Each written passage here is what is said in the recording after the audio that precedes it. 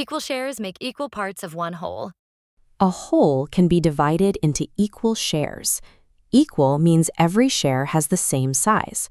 When one whole is divided into two equal shares, each share is 1/2. The two halves together make the whole. If one share is larger, the shares are not halves because they are not equal. When the same kind of whole is divided into 4 equal shares, each share is 1/4, also called 1/4. Every one of these 4 shares must be exactly the same size to meet the definition. Consider what happens when we recombine these new parts. 4/4 together make one whole. The complete whole is preserved, exactly as it was before being divided. Compare 1/2 and 1/4 of equal-sized wholes. 1/4 is smaller than 1/2 because the whole has been divided into more equal pieces. The number of equal shares matters.